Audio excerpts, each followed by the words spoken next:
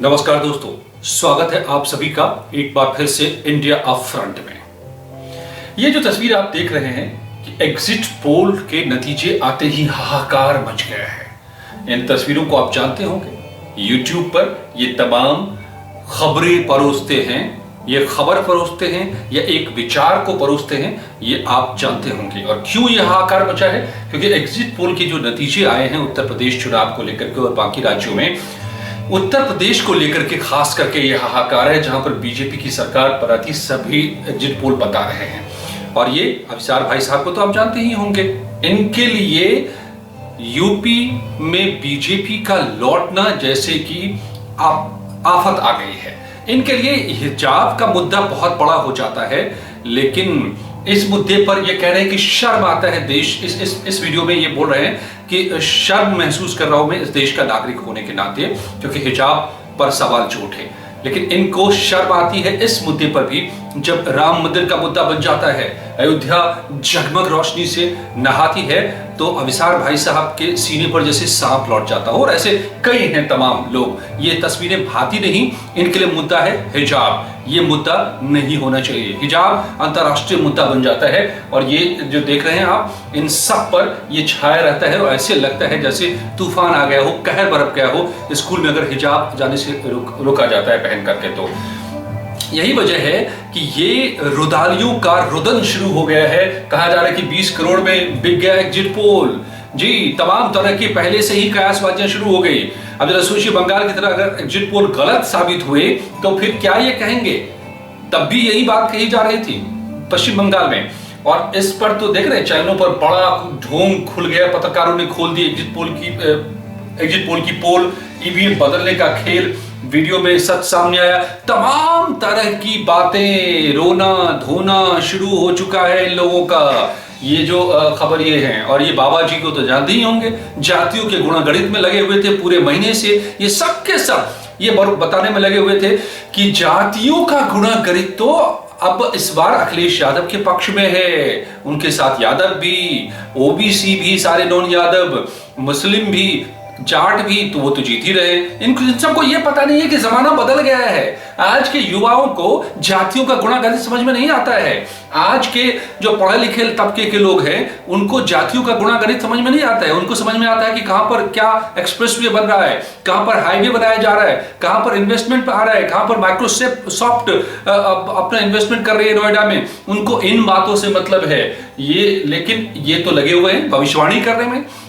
इनको लग रहा है कि योगी तो हर हाल में जाएंगे। अब भी ये मानने को तैयार नहीं है। अरे ना मानिए भाई, एग्जिट पोल ही है, लेकिन इतना रोना तो मत रोइए। ये रुदाली का काम तो मत शुरू कर दीजिए।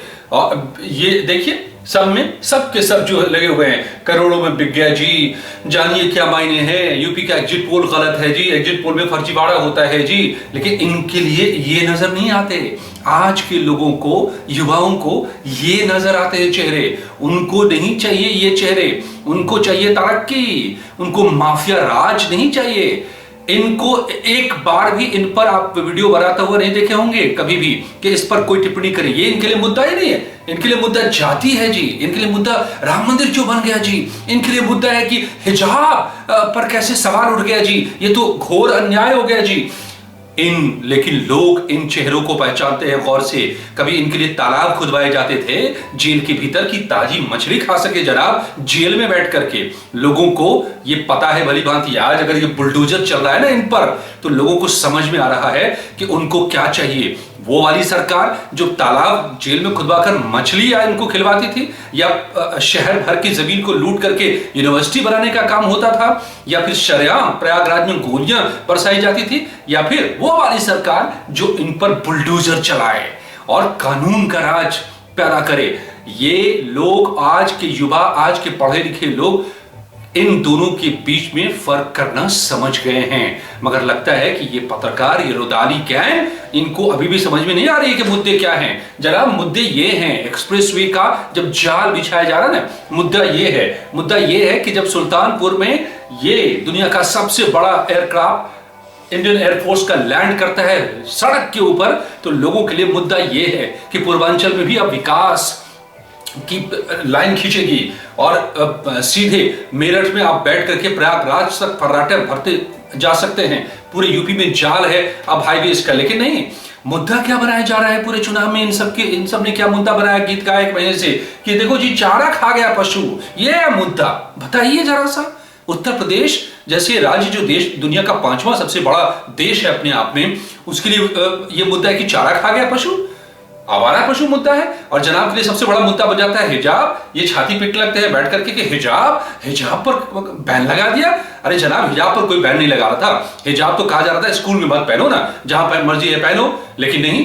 तो इन दोनों के बीच की जंग में पिछले 1 महीने से इस तमाम रुदाली गैंग जो तस्वीरें आप देख रहे थे, ये कह रहे थे योगी तो हार गए, अखिलेश जीत गए। अरे भाई, जनता ये तय करेगी कि आप तय करने वाले होते हो। महीने भर से ये रुदाली गैंग यही छाती पीट रहे थे और ढोल बजा रहे थे। और अब जब एग्जिट पोल के रुझान साफ तौर पे बता रहे हैं कि नहीं जी, मामला तो उल्टा है जी, जनता तो कुछ और सोच रही है जी, तो ये सब रोने बैठ गए हैं।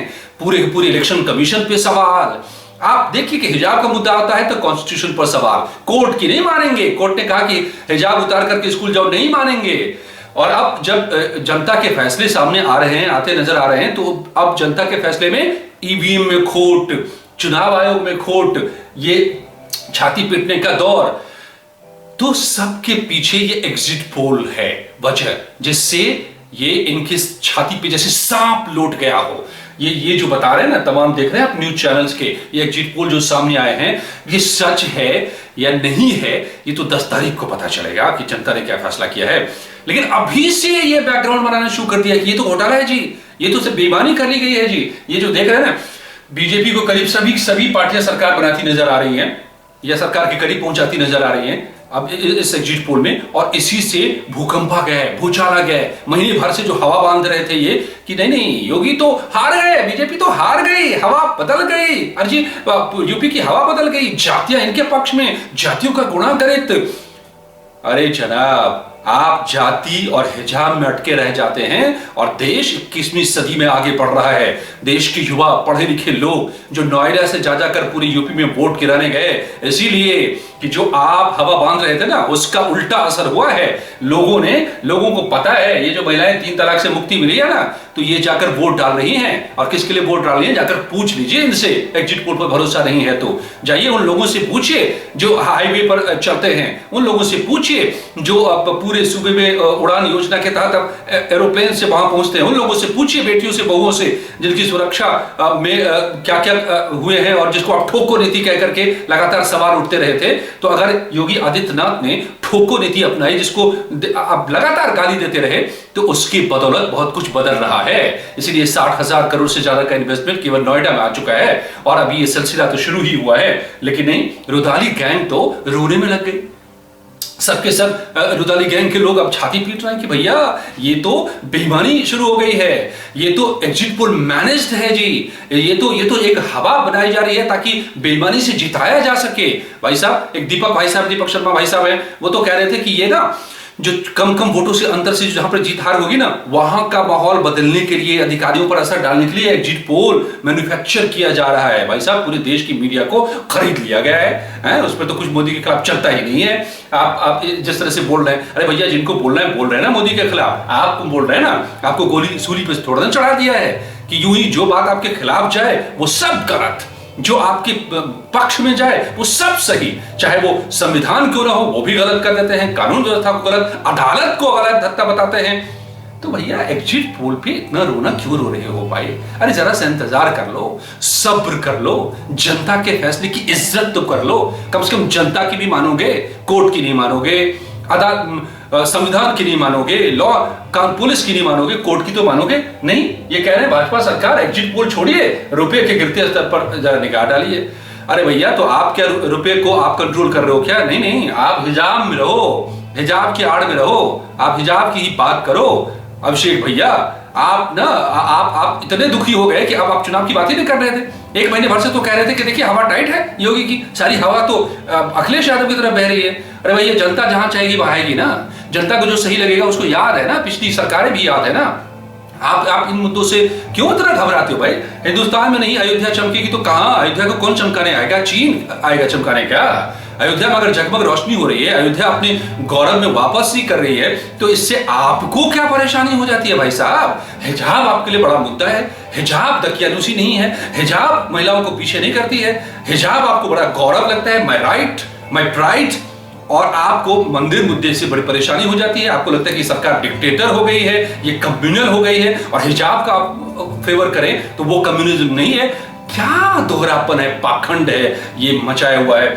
और यही देखिए ना, भाई साहब कह रहे हैं कि सरकार तो अखिलेश की ही बनेगी, 4 PM में बैठ करके ज्ञान देते रहते हैं। भाई जब इनको सब पता है, पूरी जनता ने इनको आकर यूपी की बता दी है कि सरकार तो इन्हीं की बनेगी, और सबकी पोल तो यही खोलने का ठेका ले लिए हैं। बताइए, देश की जनता सब मूर्ख है, ये अकेले बैठ के कहते रहते हैं कि नहीं ये तो सरकार निकम्मी, पार्टी निकम्मी, हिटलर शाही, ये सब जो ज्ञान देते रहते हैं कि देश की जनता को कुछ पता ही नहीं है क्या कि 14 में जिता दिया, 17 में जिता दिया, 19 में जिता दिया, अब 22 में अगर जीतने की बात आ रही है तो आपके सीने पे क्यों लौट रहा है भाई साहब? अरे जनमत का सम्मान तो करो, लोकतंत्र में रहते हो आप। क्या ये लगा रखा है कि हमारी बात हो, हमारे पक्ष में हो तो सब सही है? भैया, लेकिन आपसे बुद्धिमान तो मुझे ये लोग नजर आते हैं, ये बच्चे जो जानते हैं कि क्या सही है और क्या गलत है। तो ये रुदाली गैंग याद रखिएगा, जिन्होंने 1 महीने से सिर्फ हवा चला रखी थी, या महीनों से कह लीजिए कि इस बार तो योगी तय, योगी को अमित शाह हराएंगे, योगी तो गए, योगी ने तो ये कर दिया, वो कर दिया, और जिनको पता है वो उन्होंने काम कर दिया जाकर के जी, बटन दबा दिया जाकर के जी। मैं नहीं जानता कि क्या नतीजे आने वाले हैं एग्जिट पोल के, मैं कोई भविष्यवाणी नहीं करना चाहता, नहीं मैं कर सकता हूं, कोई जीते कोई हारे, इससे मुझे कोई निजी तौर पर दिलचस्पी नहीं है। लेकिन जनता के जनमत का लोकतंत्र में सम्मान होगा कि नहीं होगा? कि आप ठेका ले लोगे, आप तय करोगे यहां बैठ करके? आप इनके बारे में क्यों नहीं बोलते हो जी? एक वीडियो तो बना के दे दो इनकी तारीफ में कि भैया अगर इन पर बुलडोजर चला है तो क्या गलत है कि सही है, कि ये क्या क्या कारनामे करते रहे हैं यूपी में, यूपी को कैसे पीछे धकेलते रहे हैं, यूपी में क्यों नहीं निवेश आया, यूपी क्यों दागदार छवि वाली बन गई, प्रदेश क्यों बन गया, क्यों यहां पर यूपी बीमारू राज्यों में शामिल हो गया, इसके पीछे ऐसे ऐसे जो कारनामे होते रहे, कभी इन पर भी तो बोल दो। नहीं, वो क्या बोलेंगे? अरे आपकी पार्टी में नहीं है क्या? अरे आपने नहीं, आपके माफिया नहीं है क्या? अरे भैया है तो उसके खिलाफ भी बोलो, उनके खिलाफ भी बोलो, कुछ तो लिहाज करो। जनता को, पब्लिक को ना सब पता है भाई साहब। तो ये रुदाली गैंग के रोने को छोड़िए और समझिए कि इस बुलडोजर का क्या मतलब होता है। ये बुलडोजर ना सिर्फ उन अवैध संपत्तियों पर और अवैध कबाई की संपत्तियों पर नहीं चला है, ये चला है जो यूपी को अंधेरे में रखने वाले बादलों पर चला है। और अगर एग्जिट पोल के नतीजे चुनाव नतीजों में भी कन्वर्ट होते हैं तो ये जनता का फैसला है, इसका सम्मान करना चाहिए, ना कि बहानेबाजी करनी चाहिए, ना कि रुदाली का रुदन करना चाहिए। और ये कि अंधेर हो गया जी, अरे भैया जनता के लिए जो कर रहा है, जनता को सबसे ज्यादा बेहतर पता है, तो जनता की मानिए, अपनी छोड़िए और रुदाली का रुदन बंद कीजिए। धन्यवाद दोस्तों।